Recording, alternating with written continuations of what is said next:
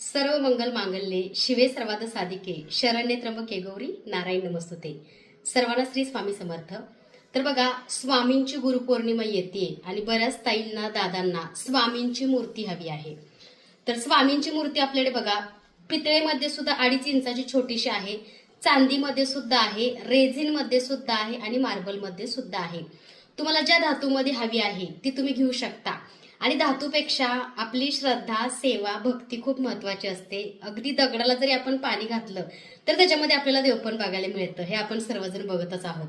तर बघा, सुंदर अशी बघा 2.5 इंचाची स्वामींची मूर्ती अवेलेबल आहे. तुम्हाला ही पितळेमध्ये मिळणार बरं का. ह्याच्यावर तुम्ही रोजच्या रोज नित्य अभिषेक करू शकता. त्यावर बघू शकता शिवलिंग सुद्धा पितळेचं अवेलेबल आहे. आता श्रावण महिना येत आहे, भरपूर ताईंचं बुकिंग चालू आहे. तर पितळेमध्ये बघा शिवलिंग, आपल्या अंगठ्या एवढं शिवलिंग अवेलेबल आहे, कारण अंगठ्याच्या बोट्या एवढं शिवलिंग देवघरामध्ये असावं. त्यातच बघा सुंदर अशी बघा छोटेसे गजांत लक्ष्मी अवेलेबल आहे, जसे की माता लक्ष्मीची सेवा करताना तुम्ही ठेवू शकता.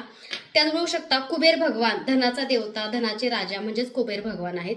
तर पंचधातूमध्ये, पितळेमध्ये आणि मार्बलमध्ये सुद्धा कुबेर भगवानांची मूर्ती आपल्याकडे अवेलेबल आहे.